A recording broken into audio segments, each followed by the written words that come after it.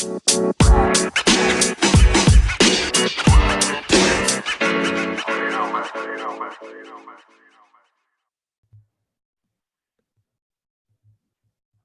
right, everyone. Welcome back to another episode of the Business Blast podcast. I'm your host, Tyler Wagner. Today, I have Desmond Lim with us. He is the CEO and co-founder of Workstream.is, which helps you to hire hourly workers 4 times faster. He's an MIT and Harvard grad, former product manager at WeChat, and investor at Dorm Room Fund. So welcome to the show, man. Hi there, Tyler. How are you doing? Thanks so much for having me.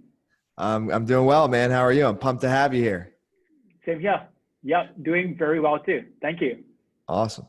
So we like to go deep pretty quick on this show. So the first one that we'll dive into is what is the best story from your life that has an underlying valuable message? Yeah, definitely. Thanks so much for actually asking that. So I love to share this very short story about me. So actually both my parents, they are actually both hourly workers. My dad, he's a driver, and my mom, she's a cleaner. So they both only finished 4th grade. So I'm the first to go to school in this family and to come to the US. So I'm from Singapore. So I came to the US where I actually went to Harvard and also MIT for school. So this growing up, I see all this hard work and also struggle that my parents were actually putting through. And that really taught me so much, not just about this value for this hard work, but also growing up, I just saw like how much almost all these struggles that they were trying to go through. And that really set me very, very well for what I'm doing and everything that I'm doing now in my career, be it in my life or in my work. I always focus on trying to give my best and trying to work very, very hard. So, yeah. Absolutely, man. And then, so my next one for you is, what is the most valuable piece of information we should know that's within your expertise or industry? Yeah. So trying to lead this back to my own story or sharing that. So I actually grew up seeing my parents both working hourly jobs and saw how it's very tough to work the job. But it's also very hard to find a job at the space, trying this whole hourly sector. So that actually, my whole experiences seeing my parents, it actually led me to do what I'm doing today, it is called Workstream. So basically, it's this end-to-end hiring software that helps these companies to hire hourly workers better. We work with restaurants, cafes, retail company. Today we work with many of these franchisees, anywhere from Jamba Juice, Subway, Dunkin' Donuts, Diners Group. So a wide range of restaurants and this cafe. We actually help them to hire faster and also better. So what we do is we use texting and also this automation and AI as the way to actually help them to hire better. So that one piece of this information that we know is that is key to find a better way to try to engage many of these hourly folks. And that is not by email, that is not by calling, because both of these channels doesn't work well. It's actually by texting. So we found that texting is the best way to reach many of these people. So yeah, that's so explain a little bit more about Workstream. I believe. Yeah, Workstream. Explain a little bit more about that. Like, so you said AI and texting. Like, how does it make it 4 times faster? How does that happen? Yeah. Thanks so much for asking. So I was saying that we use texting as a way to really reach and to engage many of them. Email and calling doesn't work at all. So throughout, we are this end-to-end hiring software, helping you to source, to screen, and to actually onboard faster. So we work with tens of job boards, anywhere from Indeed, Craigslist, Glassdoor, Google Jobs, and more. We source for all of them, helping you to screen them via this actually mobile workflow. So everything is all built on the phone. Everything is very quick. It takes you a few seconds to screen and to actually, we even help you to actually schedule them for this meeting and then to actually onboard. So everything is all built on the phone. Got it. Okay.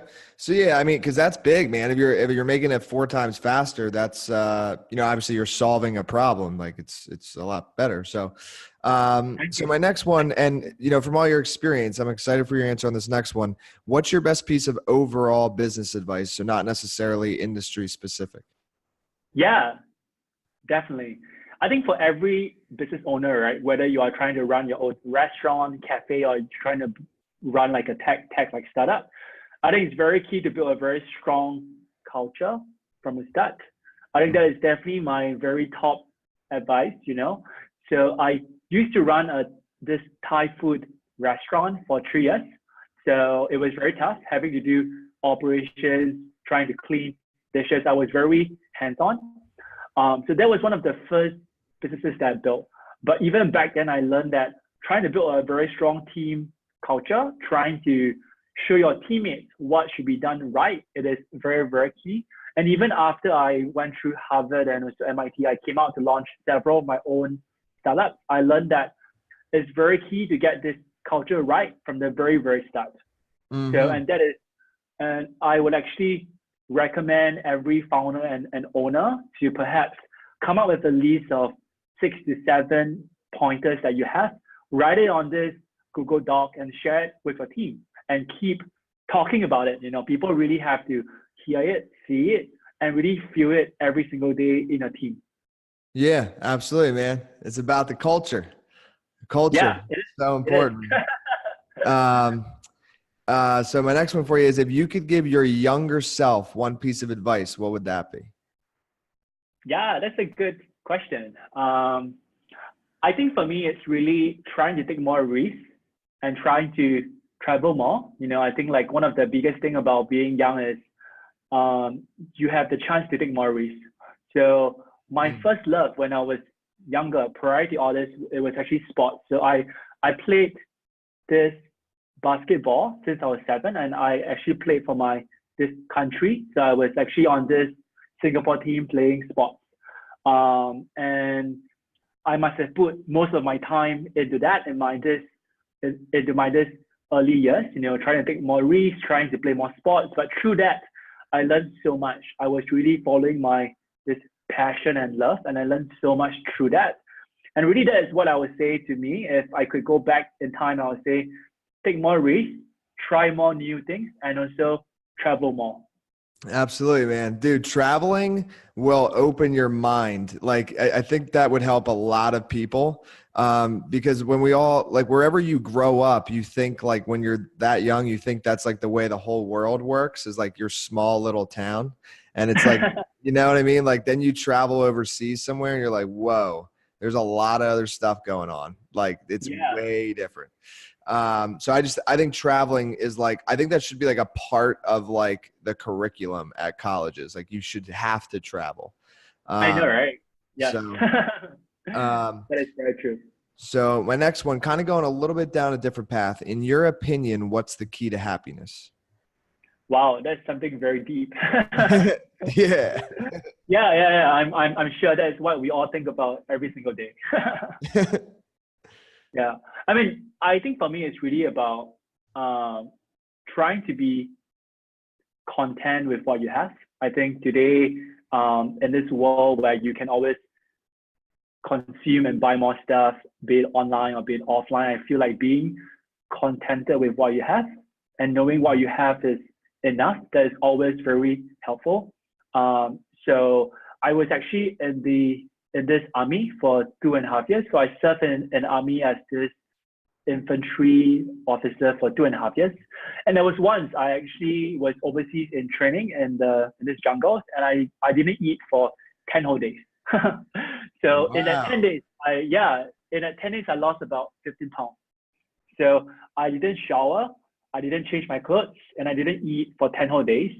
But I learned so much. And I think by the 6th or 7th day, I was like starving. I was so weak and hungry, but it was part of this jungle training that we actually needed to go through when we were in the army because I was this infantry officer. But I really learned that after that training, I lost about 15 pounds, but I also learned that how I was very happy with what I have, being able to shower, being able to take a warm bath, having fresh change of clothes. I was very happy. So I feel like being happy is really this simple state of mind. If you can be contented with what you have, you can be happy. Dude, 10 days though? That's a lot, man. Try it. Just try it. I would have been real hungry, dude. Oh my God. Yeah. Dude, that's intense, man. So like, oh wait, I gotta ask a little bit more about that. Like 10 days, like were you like hallucinating or anything? Like obviously you were drinking water, obviously, right? Because I don't think you can. Yeah. So only water for the 10 days? So we were trained to eat some grass and some ferns, some kind of plants that we could find from the jungles, but there wasn't really much. I think I must have ate some of them after the fifth day, and it didn't taste well. But Yeah. so you're right. We drank mostly water. We ate some plants. There wasn't any fruits at all. So pretty much we didn't eat much at all or nothing at all for the whole 10 days. So it was tough and it was very cold and it rained almost every other day. And the sky was dark by 3 or 4 p.m. every day. So you're right. I thought I was thinking a lot about death, about life, and I think through that I really learned so much from that. Got it. Okay. Dude, that's the first I've ever heard that before. 10 days. That's badass, man. That's unbelievable. All right. So next one. What is the best book that you've read and what's the number one thing you learned from it? Nice. That's a pretty tough one. I read quite a lot every single week, actually. I love to read stories from these founders and from other owners. So one of the books that I love the most now, I think it's actually Shoe Dog by this Phil Knight, the founder for this Nike. Yeah, I really love his book. He's such a humble guy. Mm-hmm. Throughout the book, he keeps putting down himself, even though he has done so well in his career. But it really showed us how someone from such humble roots, being able to be focused on his passion. And for him, it was actually running and being able to be focused on that passion and being able to just keep at it. It shows how someone can do very, very well in a life. So yeah, the book is great. Shoe Dog. That book is amazing. So anybody listening, highly recommend Shoe Dog. It's a very good book. Next one is, what's your favorite quote and why? Yeah. I think for me, it's actually what the mind can achieve, what the mind can conceive and believe it can achieve. Mm-hmm. So that has always been my own thinking throughout life, even when I was younger.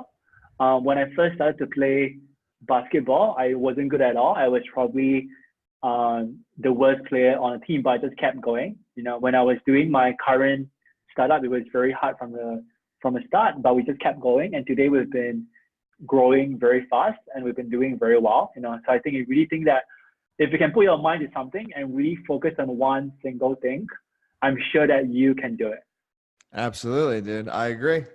Well, dude, thank you for coming on, sharing your stories. And yeah, last thing, where can our listeners best connect with you online and learn more about you and find more stuff that you're doing?